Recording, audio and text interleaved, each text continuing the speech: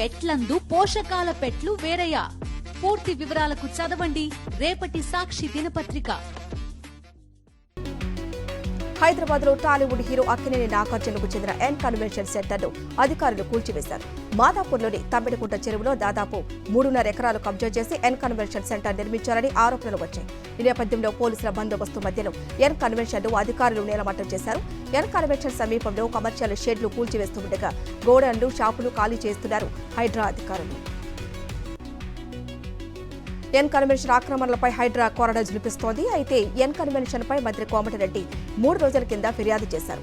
Google map, FTL ఆధారంగా N convention నిర్మాణం ఆక్రమమంటూ హైడ్రాకు మంత్రి కోమటిరెడ్డి లేఖ రాశారు. మంత్రి ఫిర్యాదుతో విచారణ చేపట్టిన హైడ్రా అన్ని శాఖల నుంచి నివేదికలు తెప్పించుకుంది. ఎన్ కన్వెన్షన్ సెంటర్ కూల్చివేతపై స్పందించారు మంత్రి జూపల్లి కృష్ణారావు. ప్రభుత్వ ఆస్తులను ఎవరు ఆక్రమించినా చర్యలు తప్పవన్నారు. ప్రభుత్వ ఆస్తి అంటే ప్రజల ఆస్తి అని, వ్యవస్థలు తమ పని తాము చేస్తూ వెళ్తాయన్నారు జూపల్లి. ఎన్ కన్వెన్షన్ హైడ్రా కూల్చివేయడంపై నటుడు నాగార్జున ఎక్స్ వేదికగా స్పందించారు. స్టే ఆర్డర్లు, కోర్టు కేసులకు విరుద్ధంగా ఎన్ కన్వెన్షన్ కు సంబంధించి కూల్చివేయడం బాధాకరమన్నారు. తమ ప్రతిష్టను కాపాడటం కోసం, కొన్ని వాస్తవాలను తెలియజేయడం కోసం చట్టాన్ని ఉల్లంఘించేలా ఎలాంటి చర్యలు చేపట్టలేదని తెలిపేందుకు స్పందించినట్లు తెలిపారు. ఈ నేపథ్యంలో హైకోర్టులో పిటిషన్ వేశారు నాగార్జున. బీఆర్ఎస్ ఎమ్మెల్యే పల్లా రాజేశ్వరరెడ్డిపై కేసు నమోదైంది. పోచారం ఐటీ కారిడార్ PS లో FTLలో మెడికల్ కాలేజీ కట్టారని ఇరిగేషన్ AE రమేష్ ఫిర్యాదు చేశారు. చెరువులను కబ్జా చేసి నిర్మాణాలు చేశారని పల్లా రాజేశ్వరరెడ్డిపై కేసు నమోదు చేశారు పోలీసులు. బీఆర్ఎస్ వర్కింగ్ ప్రెసిడెంట్ KTR రాష్ట్ర మహిళా కమిషన్ ముందు హాజరయ్యారు. యథాలాపంగా చేసిన వ్యాఖ్యల పట్ల వివరణ ఇచ్చారు. వ్యవస్థలపై గౌరవంతో నేను వస్తే కాంగ్రెస్ రాజకీయం చేస్తోందని ఆరోపించారు. తమ కార్యకర్తలపై మహిళా కాంగ్రెస్ నేతలు దాడి చేయడాన్ని తీవ్రంగా ఖండించారు KTR. బుద్ధభవన్ మహిళా కమిషన్ కార్యాలయంలో విచారణకు వెళ్లిన బీఆర్ఎస్ వర్కింగ్ ప్రెసిడెంట్ KTR కు పలువురు మహిళా కమిషన్ సభ్యులు రాఖీ కట్టారు. హైదరాబాద్ మహిళా కమిషన్ ఆఫీసు వద్ద ఉద్రిక్తత చోటు చేసుకుంది. మహిళా కమిషన్ ముందు వివరణ ఇచ్చేందుకు వచ్చిన KTR ను అడ్డుకునేందుకు కాంగ్రెస్ మహిళా నేతలు యత్నించారు. అయితే బీఆర్ఎస్ మహిళా కాంగ్రెస్ కార్యకర్తలు అడ్డుకోవడంతో ఇరువురు మధ్య వాగ్వాదం జరిగింది. KTR బహిరంగ క్షమాపణలు చెప్పాలని మహిళా కాంగ్రెస్ డిమాండ్ చేసింది. హైదరాబాద్ మహిళా కమిషన్ ఆఫీసు ముందు తీవ్ర ఉద్రిక్తత చోటు చేసుకుంది. మహిళా కమిషన్ ఆఫీసులోకి బీఆర్ఎస్ కాంగ్రెస్ మహిళా కార్యకర్తలు చొచ్చుకొని వెళ్లారు. దీంతో బీఆర్ఎస్ కాంగ్రెస్ మధ్య తీవ్ర తోపులాట జరిగి కొట్టుకున్నారు. దీంతో పరిస్థితి ఉద్రిక్తంగా మారింది. అనకాపల్లిలోని ఎసెన్షియా ఫ్యాక్టరీని మూసివేశారు. ఇటీవల జరిగిన పేలుడు కారణంగా ఉత్పత్తిని తాత్కాలికంగా నిలిపివేసింది యాజమాన్యం. అయితే ప్రమాదం జరిగిన ఈ బ్లాక్లోకి వెళ్లేందుకు సిబ్బంది భయపడుతున్నారు. పేలుడు ధాటికి ఫ్యాక్టరీ భవనం బలహీనంగా మారడంతో పరిశ్రమను మూసివేశారు.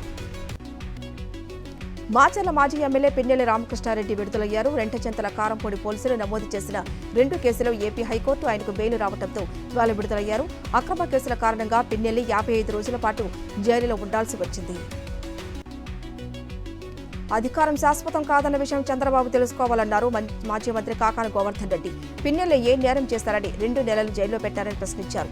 చాలా చోట్ల ఈవీఎంలను ధ్వంసం చేశారు, కానీ పిన్నెల్లిపై మాత్రమే కేసు పెట్టారని మండిపడ్డారు. బాబు ఇలానే ప్రవర్తిస్తే భవిష్యత్తులో పరిణామాలు తీవ్రంగా ఉంటాయని హెచ్చరించారు. రెడ్ బుక్ రాజ్యాంగం పేరుతో ఏపీలో టీడీపీ రౌడీలు రెచ్చిపోతున్నారు. తాజాగా శ్రీకాకుళం జిల్లాలో టీడీపీ గుండాల దాడిలో వైఎస్ఆర్సీపీ కార్యకర్త మృతి చెందాడు. నిచ్చెర్ల మండలం ఫరీద్పేటకు చెందిన వైఎస్ఆర్సీపీ కార్యకర్త కోనప్రసాద్పై టీడీపీ నేతలు దాడి చేశారు. గాయపడిన ప్రసాద్ ఆసుపత్రిలో చికిత్స పొందుతూ మరణించాడు. వైఎస్ఆర్ జిల్లా వైఎస్ఆర్సీపీ జిల్లా నూతన అధ్యక్షునిగా బాధ్యతలు స్వీకరించారు మాజీ ఎమ్మెల్యే రవీంద్రనాథ్ రెడ్డి. ఈ నేపథ్యంలో కడప నగరంలోని వైఎస్ఆర్ కాంగ్రెస్ పార్టీ కార్యాలయంలో అన్నమయ్య జిల్లా అధ్యక్షుడు ఆకేపాటి అమర్నాథ్ రెడ్డితో కలిసి కార్యకర్తలను, నాయకులను కలిశారు. రాష్ట్ర ప్రభుత్వం ఇచ్చిన హామీలు నెరవేర్చకపోయినా ప్రజా సమస్యలపై నిర్లక్ష్యం చేస్తే పోరాటాలు ఉధృతంగా చేస్తామని తెలిపారు. తిరుమల శ్రీవారి నవంబర్ నెల దర్శన టికెట్లు విడుదలయ్యాయి. 300 రూపాయల ప్రత్యేక ప్రవేశ దర్శన టికెట్లు, మధ్యాహ్నం 3 గంటలకు వసతి గదుల కోటా టికెట్లను టీటీడీ విడుదల చేయనుంది. ఇప్పటికే అంగప్రదక్షిణం టోకెన్ల కోటాతో పాటు శ్రీవారి టికెట్ల ఆన్లైన్ కోటా టికెట్లను విడుదల చేసేసింది. తిరుమలలో పెరిగిన భక్తుల రద్దీ కొనసాగుతోంది. భక్తులు పెద్ద సంఖ్యలో తిరుమలకు రాగా కంపార్ట్మెంట్లన్నీ ఫుల్ అయ్యాయి. ఇక శ్రీవారి దర్శనానికి 24 గంటల సమయం పడుతున్నట్లు టీటీడీ తెలిపింది. శ్రీశైలం జలాశయానికి వరద కొనసాగుతోంది. జూరాల ప్రాజెక్టు గేట్లు ఓపెన్ చేయడంతో శ్రీశైలం డ్యాంకు వరద పోటెత్తింది. ఈ నేపథ్యంలో పూర్తిస్థాయి నీటి మట్టానికి నీరు చేరడంతో ఏ క్షణమైన గేట్లు తెరవవచ్చని ఇరిగేషన్ అధికారులు వెల్లడించారు. విజయవాడ ఇంద్రకీలాద్రి అమ్మవారిని సుప్రీంకోర్టు న్యాయమూర్తి జస్టిస్ పమిడి ఘంటం శ్రీ నరసింహ దర్శించుకున్నారు. అమ్మవారి ఖడ్గమాలార్చన సేవలో పాల్గొని మొక్కులు చెల్లించుకున్నారు. దర్శనానంతరం వేదాశీర్వచనం, ప్రసాదాలు, శేషవస్త్రం, అమ్మవారి చిత్రపటాన్ని జస్టిస్ శ్రీ నరసింహంకు వేద పండితులు అందజేశారు. అచ్యుతాపురం ఫార్మా కంపెనీలో జరిగిన ప్రమాదంపై సీఐటియు నేతలు ఆగ్రహం వ్యక్తం చేశారు. కంపెనీపై చర్యలు తీసుకోవాలని కోరుతూ కర్నూలు ధర్నా నిర్వహించారు. కర్నూలు కలెక్టరేట్ ఎదుట నిరసనకు దిగిన నేతలు కంపెనీ యజమానులను అరెస్టు చేయాలని డిమాండ్ చేశారు. ఇలాంటి కంపెనీపై కార్మిక శాఖ అధికారులు తనిఖీలు చేయాలని డిమాండ్ చేశారు. విజయవాడలో న్యాయవాదుల ఐక్య కార్యాచరణ ఆధ్వర్యంలో లాయర్లు ధర్నా నిర్వహించారు. కేంద్రం తెచ్చిన నూతన క్రిమినల్ చట్టాలను నిలిపివేయాలంటూ న్యాయవాదులు డిమాండ్ చేశారు. మోదీ ప్రభుత్వం న్యాయ చట్టాలను మార్చి న్యాయ దేవతకు సంఖ్యలు వేసిందని న్యాయవాదులు ఆరోపించారు. పశ్చిమ గోదావరి జిల్లా తాడేపల్లిగూడెం పట్టణ శివారులో అలంపురం హైవేపై రోడ్డు ప్రమాదం జరిగింది. బైక్పై వెళ్తూ ఉండగా బెంగాల్కు చెందిన గోల్డ్ స్మిత్ గాయపడి అపస్మారక స్థితిలోకి వెళ్లాడు. అయితే అటుగా వెళ్తున్న వైద్యులు బావాజీ దంపతులు వెంటనే అప్రమత్తమై సిపిఆర్ చేశారు. దీంతో స్పృహలోకి వచ్చిన గోల్డ్ స్మిత్ను ఆసుపత్రికి తరలించారు. తెలంగాణ పీసీసీ చీఫ్ ప్రకటనపై ఉత్కంఠ కొనసాగుతోంది. ఇప్పటికే ప్రక్రియ పూర్తి చేసిన అధిష్టానం ఏ క్షణమైన పేరును ప్రకటించే అవకాశం ఉంది. అయితే సామాజిక సమీకరణాలను పరిశీలించిన హైకమాండ్ ఈసారి బీసీకి ఛాన్స్ వచ్చే ఛాన్స్ కనిపిస్తోంది. రేసులో ఎమ్మెల్సీ మహేష్ కుమార్ గౌడ్ ముందుండగా మధు యాష్కి, బలరాం నాయక్, అడ్డూరు లక్ష్మణ్, సంపత్ కుమార్ పేర్లు పరిశీలనలో ఉన్నాయి.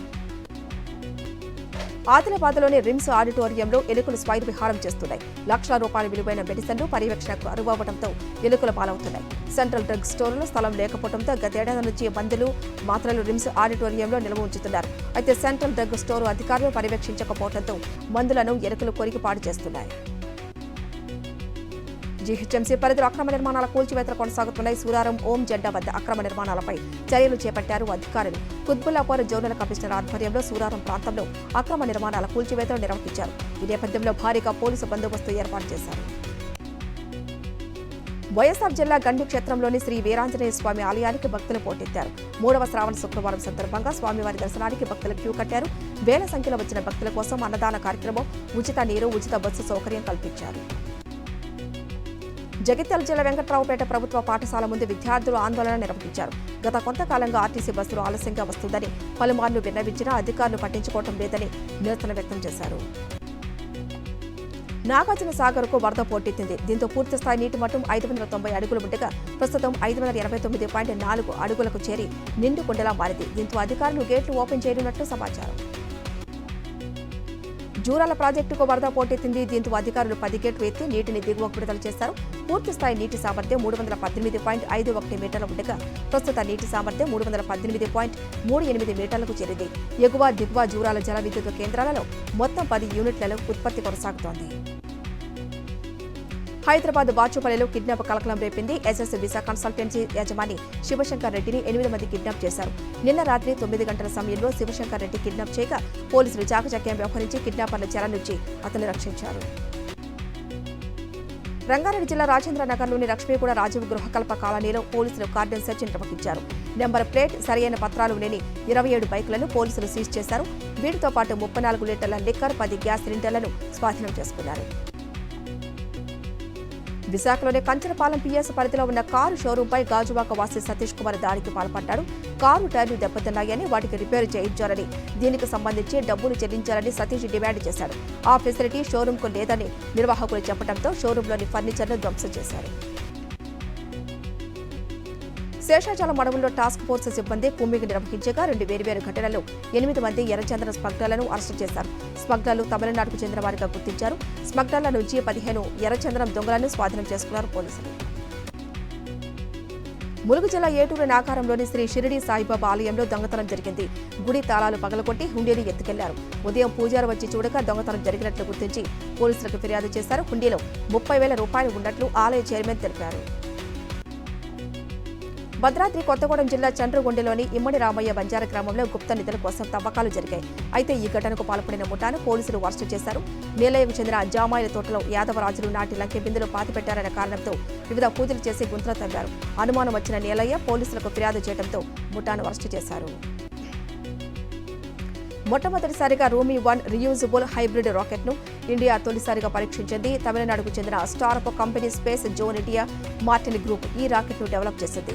మొబైల్ లాంచర్ ద్వారా చెన్నైలోని తిరువేందర్దై నుంచి ఈ రాకెట్ను ప్రయోగించారు. రోమి-1 రాకెట్ ద్వారా 3 క్యూబ్ శాటిలైట్లు 50 పీకో శాటిలైట్లను ఉపకక్షలోకి పంపారు. ఢిల్లీలో ఇవాళ కేంద్ర కేబినెట్ సమావేశం జరగనుంది. ఉక్రెయిన్ నుంచి భారత్కు ప్రధాని మోదీ తిరిగి వచ్చిన తర్వాత ఆయన అధ్యక్షతన కేబినెట్ భేటీ జరగనుంది. గుజరాత్లో భారీ వర్షాలు అతలాకుతలం చేశాయి. నరోడా, మేమ్కో, కోటరపూరిలో కురిసిన భారీ వర్షాలతో రోడ్లను, లోతట్టు ప్రాంతాలను వరదలు ముంచెత్తాయి. దీంతో ప్రజలు తీవ్ర ఇబ్బందులకు గురయ్యారు. చంద్రయాన్-4, చంద్రయాన్-5 ప్రయోగాలపై ఇస్రో కీలక అప్డేట్ ఇచ్చింది. ఇప్పటికే ప్రాజెక్టు డిజైన్లు పూర్తయ్యాయని తెలిపారు. ఆ డిజైన్లకు కేంద్ర ప్రభుత్వం అనుమతి రావాల్సి ఉందని వెల్లడించారు. జాబిలిపై నుంచి రాళ్లు, మట్టిని భూమికి తీసుకువచ్చేందుకు తదుపరి ప్రయోగాలు చేస్తున్నట్లు వెల్లడించారు. భారత స్టార్ ఓపెనర్ శిఖర్ ధావన్ క్రికెట్కు రిటైర్మెంట్ ప్రకటించారు. ఇంటర్నేషనల్, డొమెస్టిక్ క్రికెట్లో తన ప్రయాణాన్ని ముగిస్తున్నట్లు ఓ వీడియో రిలీజ్ చేశారు. దేశం తరపున ఆడినందుకు గర్వంగా ఉందని, ఇంతకాలం తనపై చూపిన అభిమానానికి థ్యాంక్స్ చెప్పారు. ఇక ధావన్ భారత తరపున 34 టెస్టులు, 167 వన్డేలు, 68 టీ20లు ఆడారు. తెలుగు రాష్ట్రాల్లో రుతుపవనాలు చురుగ్గా కొనసాగుతున్న ఈ నేపథ్యంలో తెలంగాణలో 4 రోజుల పాటు భారీ వర్షాలు పడనున్నట్లు హైదరాబాద్ వాతావరణ శాఖ తెలిపింది. ప్రజలు అప్రమత్తంగా ఉండాలంటూ అధికారులు హెచ్చరించారు.